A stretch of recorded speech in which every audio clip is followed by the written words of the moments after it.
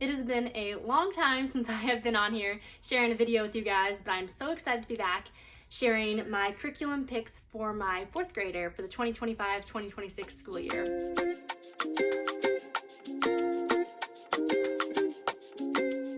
I will be starting my 6th year of homeschooling this year. Plan on, I think 2 weeks from today, from the day of filming, is my start date that I've chosen. In addition to my 4th grader, I also have a 2nd grader, a kindergartner, of whom I will be showing curriculum picks for those two as well, and I also have a 3-year-old and a 1-year-old. But for my 4th grader, I'm gonna just jump in with his independent subjects first. First off, I have his language arts, and we'll be using The Good and the Beautiful, which we have been using since preschool and have had just it's just been such a good fit for us. He enjoys it, he is learning really well. If anything, I'd say in most areas, there's more than there needs to be because it has so many different things included, which personally for myself, I'd rather have a curriculum that has a little more than is absolutely necessary than a little less, because I can always choose to get rid of a couple things, chop this, cut that out and stuff like that. And actually that's not as much applicable now as it used to be with the older versions. The older versions had a lot of dictation and a lot of spelling, just a little more than I felt necessary. But again, that's more the older version, so it's not as applicable now. But we have the Language Arts and Literature Level 4 course book. And as I said, it includes a lot of different stuff: literature, grammar use and usage, punctuation, art, geography, spelling, vocabulary, and writing. And we've actually started, not with the actual lessons itself, but we do school year-round, and in the summer we don't do our typical schedule, but basically we do half lessons for math, and for language arts, kind of depend on which kid and what grade level varies what exactly we do. But my basic idea with language arts is, for one, to keep up with enough that stuff stays fresh and they don't just forget everything they learned for a 3-month period, and also to take aspects of the course so that the days during our typical school year aren't as full. So one of the things we've been doing over the summer is he's started on some of his readers.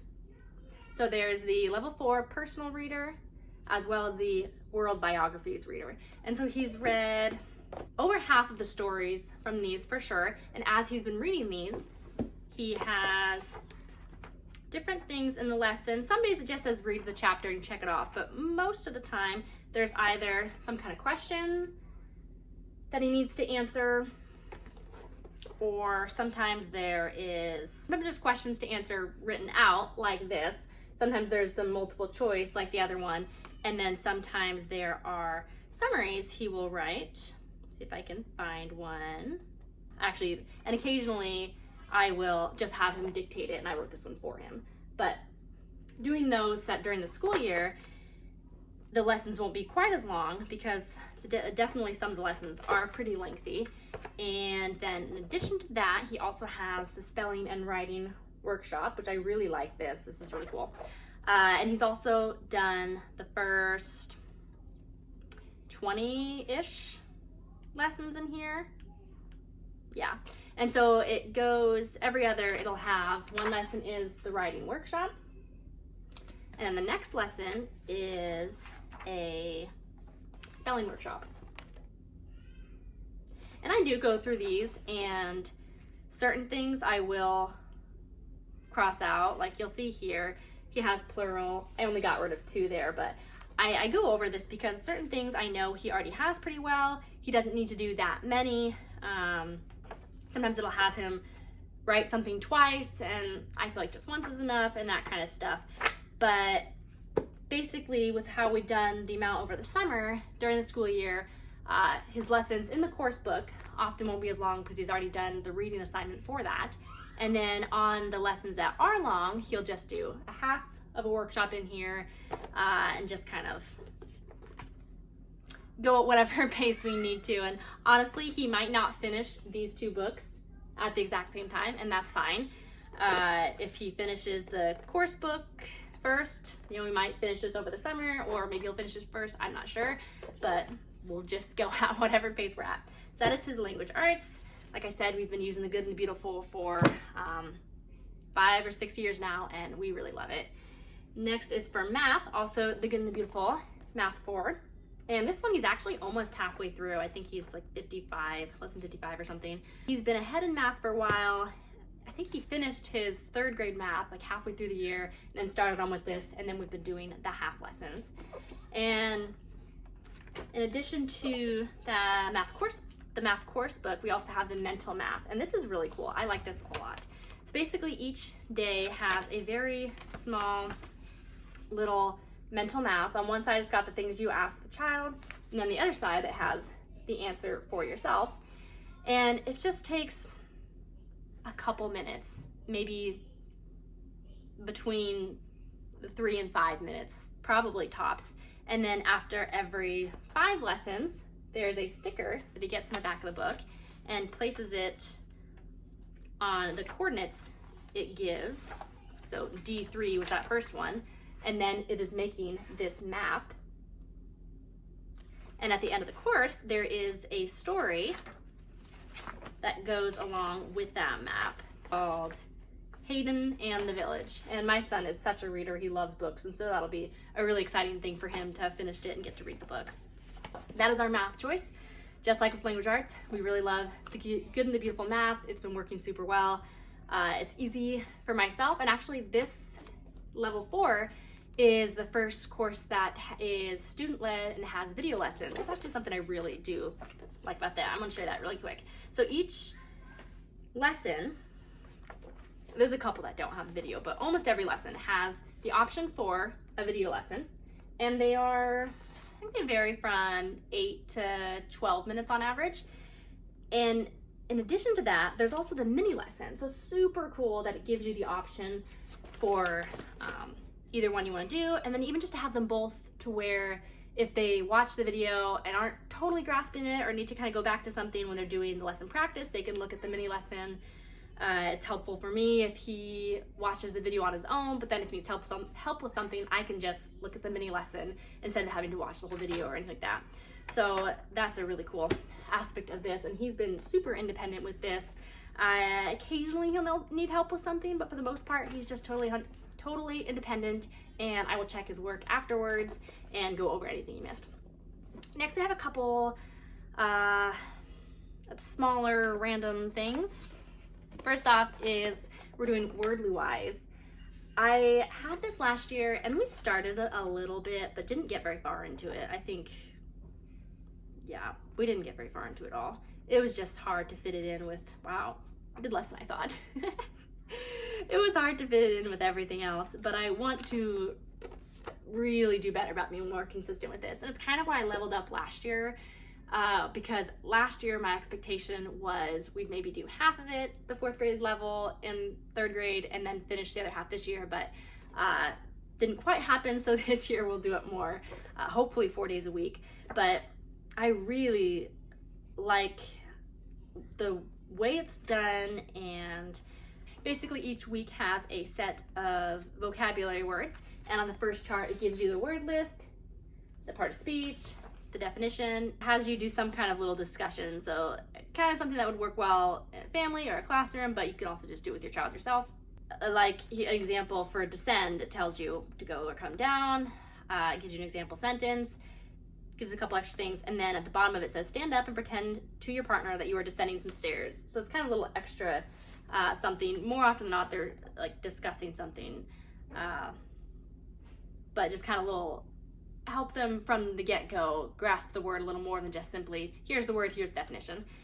And then each day of the week it has some different exercise you do, where this is reading the word in context, deciding which is used correctly and which is not, and then kind of some synonyms, choose the word that's most closely related, determining the meaning. And so it's got different exercises each day, and each week it follows that same rhythm. And then it has you answering questions with sentences, and then at the end of each one also has, well, maybe not each one, the end of a lot of them has a story, and it has the words in context as well there. So I think this is really strong. I like the words it uses. Some vocabulary programs, either, to me, I feel like have words that are just way too basic and simple, and things that we just use, me and my husband, ourselves to our kids, and so they already know them, or they're just kind of a little too obscure, and so it can be hard to find that good medium, and this one does it for me. So we're gonna really try to be more consistent with this year. Next, we've got handwriting, which we are doing the Good and the Beautiful. And he's level 3. Somehow we got kind of behind in this. I've not been very good at being regular with the handwriting. I don't know why. It's just been hard for me. But the kids do enjoy it. It's easy, it's simple, it can be done independently. But this one is learning cursive for the first time, and so my son is enjoying that. He's gotten a little start to it. He's done the first 10 pages or 15 pages. So we'll keep on with that. Hopefully, again, like the Wordly Wise, hopefully we'll be more consistent this year. The next thing we've got is something for nature journaling. It is Simply Charlotte Mason, journaling a year in nature. And this is going to be something that we'll do on Fridays. It is meant to be a full year, once a week. And I got one for my second grader as well. But basically, it's set up into the different seasons. And for each season, it's got some different things, where on this first one, it mentions trees, and I like that it's prompted, but it's also kind of open, if that makes sense. Just a good balance of being open-ended, yet also prompted, if that makes sense. So I'm excited to use this year. It has you paying attention to the clouds and animals, birds, insects, spiders, shrubs, trees, plants. It's even got moon and stars. That's really cool. We'll see. Haven't started it yet. I'm excited for it. Like I said, gonna try doing the once a week on Fridays, and we'll see how that goes. Next, I'm gonna show you the science units we're doing this year. We are doing them family style, but I am gonna do a separate video for history that I wanted to do just for history, because we're doing basically reading different books, a lot of different books, picture books, chapter books, reference books, kind of just doing my own history course. And my oldest will be keeping a book of centuries for the first time starting this year. And so I want to show you all those books we're doing. So that's going to be its own video. So I'm showing you the science stuff here. We're going to start with the Good and the Beautiful Reptiles, Amphibians, and Fish science unit. And this will be, it says 3rd through 8th grade, but I will be doing this with my 4th grader, my 2nd grader, and my kindergartner will probably listen. And I probably won't make my kindergartner sit with us, but I would bet he will want to. Just show you a couple pictures, but as with the other Good and the Beautiful stuff, I have really loved their science units. I also really like the upgrades they started on these, golly, probably a couple years ago now. It's just easier to use versus when they had it in all the separate, the unbound papers. So I've got that, and then I've got the student journal for my oldest. It's just got some fun different activities and different stuff. Next, after we finish that, we are going to do a Little Hearts and Hands unit. And these ones say, I think preschool to 2nd grade or something like that. But these are so fun. We have done, I think, either 2 or 3, but I think 3 of these so far. And my 4th grader for sure enjoys these and definitely learns from them, and I enjoy them. So I would imagine he will enjoy these still for a couple of years before it feels like too little or something. But each lesson has the part in the parent guide, and some of them have an activity that you do, and some of them have an audio story. Oh, that's so fun. They're really gonna like the dinosaur part, I'm sure. And then some of them, yeah, so like this one here has an audio narration, and it has a little paper pawn piece that you follow along on those numbers as you go, which is kind of fun to make it a little more interactive versus just sitting there and listening. And I like that each lesson also has some discussion, some questions to make sure they're actually listening and retaining what you're going over and that kind of stuff. And then the other lessons that don't have an audio story or a activity will tell you that it's story time and to open up your big book of science stories and read a story from here. And these are basically just really informative, engaging picture books within this big book. And each one is, I don't know, what is it, maybe 8 to 10 pages or something. So I'd say that this story takes maybe 15 minutes to read, and then at the end of the story it has some fun facts about what you learned about. So we really like these. And after we do the reptiles, amphibians, and fish unit, when we do this, we will group it with some other Good and the Beautiful science units to kind of be learning the same topic at the same time with the younger version and with the older version of science. So that first part of this one is about dinosaurs. So we will be doing paleontology. And when I get to that point, I probably will do 2 of these a week, 1 or 2 of these lessons a week, and 1 or 2 of these lessons a week. We'll just kind of see how it goes. And then after paleontology, I think the next part, the last half of this, is rocks and stones and stuff like that. So we will be doing geology along with that. And just like the other, I've got a student workbook. And I also got a book of elements, which will be really fun because I kind of want to learn more. I don't know, elements are one of those things that I've kind of always been confused about. So I think that'll be good for me as well to learn.